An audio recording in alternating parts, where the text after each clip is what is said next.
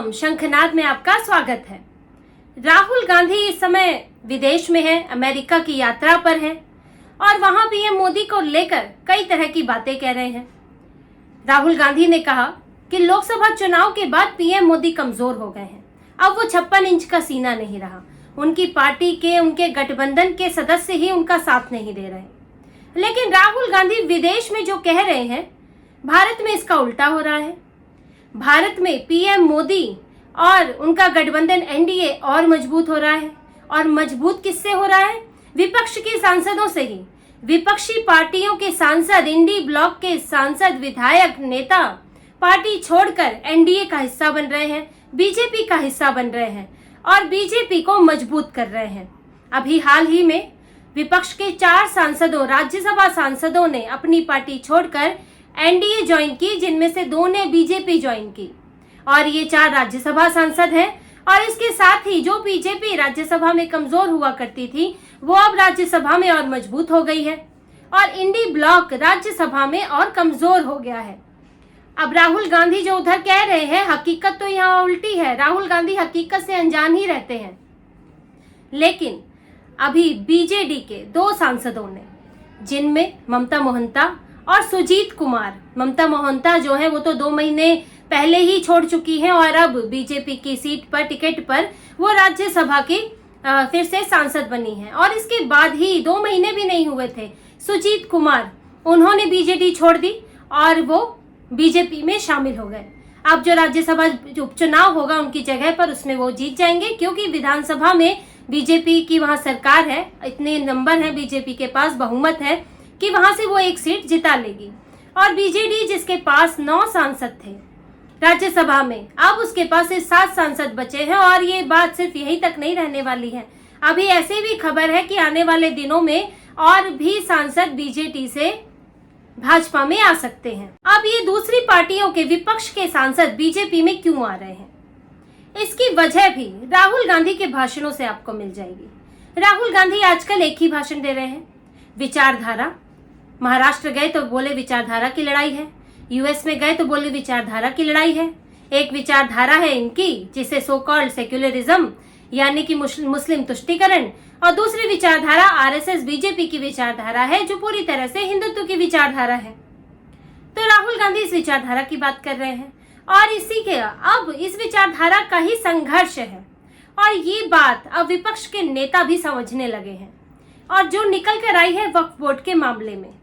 देखिए, वक्फ बोर्ड में अभी जेपीसी की मीटिंग चल रही है, जिसमें जितने भी मुस्लिम सांसद हैं वो सब एक तरफ है। यहाँ तक कि कांग्रेस को 4 सांसद भेजने थे, उसने 3 मुस्लिम सांसद भेजे, एक हिंदू गौरव गोगोई, जो वो अधिकतर मीटिंग में रहते ही नहीं है, या वो बाहर ही रहते हैं या राहुल गांधी के साथ रहते हैं, तो वो आते भी नहीं है। तो 3 मुस्लिम सांसद वहां हैं और सभी मुस्लिम सांसद वक्फ बोर्ड के मसले पर इकट्ठा हो गए हैं। अब ये बात ऐसा नहीं है कि हिंदू सांसदों को दिखती नहीं है, ये बात दूसरी पार्टियों को दिखती नहीं है। वक्फ बोर्ड पर जिस तरह से मुसलमानों ने एकजुटता दिखाई है, और ये एक बड़ा मसला है, क्योंकि वक्फ बोर्ड कोई ट्रिपल तलाक नहीं है। वक्फ बोर्ड एक यूसीसी जैसा ही बड़ा मसला है, यहाँ तक कि उससे भी बड़ा मसला है। यूसीसी तो एक कानून है, पर्सनल अपना लॉ है उनका, लेकिन उससे एक बड़ा मसला ये है क्योंकि इससे तो जमीनें हथियाई जाती हैं वक्फ बोर्ड के जरिए, जैसा कि हिमाचल में भी अभी हुआ है और तमिलनाडु के गांव में देखने को मिला, पटना में गांव में देखने को मिला कि वक्फ बोर्ड का मन आता है, बोर्ड लगा देता है कि वक्फ बोर्ड की जमीन है वो उसकी हो जाती है। तो ये तो भारत में वक्फ बोर्ड को इतनी शक्तियां दी हुई है कि उसके उंगली रखने की देर है कि आपका घर भी उसका हो जाएगा, फिर आप उसके लिए जिरह करते रहिए। लेकिन वक्फ बोर्ड की शक्तियां कम हो, अगर वो गैर हिंदुओं के जमीन पर, गैर मुस्लिमों की जमीन पर कब्जा करता है, तो वक्फ बोर्ड में गैर मुस्लिम भी शामिल हो, इसके लिए संशोधन हो रहे हैं। लेकिन सारे मुसलमान एक साथ हो गए हैं और मुस्लिम सांसद एक साथ हो गए हैं, वो किसी लॉजिक पे बात नहीं करना चाहते। जेपीसी में ये हो रहा है। और जो पूरा विचारधारा के संघर्ष की बात है, वो सिर्फ वक्फ बोर्ड का मसला नहीं है, हर मसले पर ये हो रहा है कि सारे मुसलमान एक साथ हो जाते हैं और हिंदू सांसदों को भी तुष्टीकरण के लिए साथ होने को बोला जाता है। और राहुल गांधी बार बार जो भी बयान देते हैं, वो जिस तरह का उनका रवैया है कि वो ये चुनकर जगह चुनते हैं, जो उन चुनिंदा मुद्दों पर बोलते हैं जिनसे उनका तुष्टीकरण प्रभावित ना हो। अगर हिंदू मारे जाते हैं तो राहुल गांधी चुप्पी साध लेते हैं, कन्हैया लाल के मामले में चुप्पी साध लेते हैं। अगर हरियाणा में अगर गाय तस्करी करने वाला कोई मुस्लिम मारा जाता है तो राहुल गांधी अपना ट्विटर भर देते हैं। तो इससे अब सांसदों को भी सोचना पड़ गया है कि वो किस विचारधारा की तरफ जाएं, क्योंकि उन्हें अपनी कॉन्स्टिट्यूएंसी में जवाब देना होता है। और इसका ये असर दिख रहा है कि अब सांसदों ने चुनना शुरू कर दिया है। आपने बीजेडी में देखा, क्योंकि बीजेडी में जो नवीन पटनायक है, उन्होंने हाल के दिनों में जब से वो चुनाव हारे हैं, उन्होंने अपना स्टैंड बदल दिया है। अभी तक वो बीजेपी को मुद्दा आधारित समर्थन करते थे। अब उड़ीसा में जहां पर हिंदू आबादी अच्छी संख्या में है और मुसलमानों की आबादी कम है, वहां पर नवीन पटनायक तुष्टीकरण कर रहे हैं। और किसके लिए कर रहे हैं कि उन्हें एक तो बीजेपी से उनके मन में है कि बीजेपी ने उन्हें हराया तो उसका साथ नहीं देना, इसके लिए तुष्टीकरण करो। कुछ कंफ्यूज है। तो नवीन पटनायक ने जो अपना स्टैंड बदला है, इससे उनके पार्टी के जो सांसद हैं, पार्टी के विधायक हैं, वो खुश नहीं है, क्योंकि अभी तक आप बीजेपी के साथ रहते थे और अब आप कंफ्यूज हो जाते हो कि किस मुद्दे पर साथ रहे, किस मुद्दे पर छोड़ दें। उन्होंने वक्फ बोर्ड को लेकर भी यही किया। पहले उन्होंने वक्फ बोर्ड को लेकर कुछ खास प्रतिक्रिया नहीं दी, लेकिन बाद में बोलने लगे कि नहीं, मुसलमानों के खिलाफ हम कुछ नहीं होने देंगे। तो नवीन पटनायक ने सीधे मुसलमानों का साथ ले लिया और वहां पर उड़ीसा में भी ये मुद्दा है, ये मुद्दा पहले से है, क्योंकि वहां पर भी रामनवमी के समय पर, हनुमान जयंती के समय पर पत्थरबाजी होती है। तो मुद्दा वहां पर है और अगर आप इस तरह से क्लियर स्टैंड लेंगे तो आपके विधायक और आपके सांसदों के लिए मुश्किल होगी। और इसीलिए उन्हीं के पूर्व मंत्री अमर सतपथी ने कहा है, उनके वरिष्ठ नेता है, कि अब पार्टी में समीक्षा की जरूरत है, क्योंकि नवीन पटनायक जिस तरह स्टैंड बदल रहे हैं तो हमें भी विचारधारा के संघर्ष में हम भी पिछड़े जा रहे हैं, क्योंकि हम कंफ्यूज होकर नहीं रह सकते और हम तुष्टीकरण तो बिल्कुल नहीं कर सकते, क्योंकि हमारे लिए ठीक नहीं है, हमारी पार्टी के लिए ठीक नहीं है। लेकिन नवीन पटनायक कंफ्यूज है, वो बीमार भी है और जिस तरह से अभी विधानसभा चुनाव में बैकफुट पर रहे और बाहरी लोग, दूसरे लोग पार्टी संभालते रहे, तो उसका भी असर जनता के बीच ठीक नहीं रहा है। उनकी छवि खराब हुई है और वो सही फैसले नहीं ले पा रहे हैं। तो ऐसे में उनकी पार्टी में समीक्षा की बात भी हो रही है कि ये देखा जाए कि हमारे राज्यसभा सांसद छोड़कर जा रहे हैं, जिन्हें चुनाव भी नहीं लड़ना है, जिन्हें जनता के सामने भी नहीं जाना है, फिर भी वो पार्टी छोड़ रहे हैं। और इससे अब हो सकता है कि आने वाले दिनों में कुछ और सांसद भी नवीन पटनायक का साथ छोड़ दें। इसी तरह से वाईएसआरसीपी के साथ भी यही स्थिति है। वाईएसआरसीपी के 2 राज्यसभा सांसद मोपी देवी वेंकट रमन और बीड़ा मस्तान राव, दोनों ने टीडीपी ज्वाइन कर ली है, यानी कि वो एनडीए का हिस्सा बन गए हैं। और आगे अब चुनाव होगा तो क्योंकि टीडीपी इस वक्त वहां विधानसभा में है, बहुमत से जीती है, तो उसके पास इतनी संख्या है कि अपने राज्यसभा सांसदों को जिता सके, तो ये 2 सीटें एनडीए के पास जाने वाली हैं। और इन 2 सांसदों ने भी क्यों छोड़ा है? वाईएसआरसीपी के पास इस वक्त लोकसभा में 4 सांसद हैं और इसके बाद राज्यसभा में 9 सांसद हैं और टीडीपी और वाईएसआरसीपी 2 सांसद खो चुकी है। और ये 2 सांसद, अभी सिर्फ बात यहीं तक नहीं है, यहाँ भी करीब 6 और सांसद छोड़कर आ सकते हैं आने वाले दिनों में। और ये क्यों हो रहा है? क्योंकि जगन मोहन रेड्डी के साथ भी यही कंफ्यूजन है, क्योंकि वो सत्ता से हटे और अब कभी इंडी ब्लॉक के साथ दिख रहे हैं, तो कभी स्पीकर के मसले पर बीजेपी के साथ दिख रहे हैं। और वक्फ बोर्ड के मामले में भी उन्होंने अलग अलग बयान दे दिए। उन्होंने भी वक्फ बोर्ड का एक बार इसमें जो संशोधन होने वाला है उसका विरोध किया है। और इससे उनकी पार्टी के जो नेता है, अब वो उससे परेशान है, क्योंकि वो भी, जगन मोहन रेड्डी भी मुद्दा आधारित समर्थन करते आए थे एनडीए को, और उसका फायदा भी मिलता है। आप जो सत्ताधारी पार्टी है उसके साथ आपको कल को आप जब सत्ता में आएंगे तो आपको गठबंधन का या बाहरी सपोर्ट का फायदा भी मिलता है। लेकिन वाईएसआरसीपी जब कंफ्यूज रहती है, जब जगन मोहन रेड्डी कंफ्यूज रहते हैं, कभी इंडी ब्लॉक के साथ दिखते हैं, तो उसका नुकसान उनके सांसदों और विधायकों को भी होता है।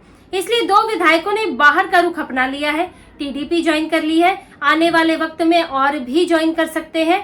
और इसका नुकसान अब इन पार्टियों को, इंडी ब्लॉक की जो कंफ्यूज पार्टियां हैं उनको हो रहा है, जिनका पूरी तरह से मुस्लिम वोट बैंक भी नहीं है और जो सिर्फ या तो भाजपा के विरोध में या फिर विपक्ष के साथ दिखने के लिए, एक विरोध जताने के लिए वहां इंडी ब्लॉक के साथ दिख रहे हैं। तो उनके जो सांसद विधायक हैं इससे नाराज चल रहे हैं।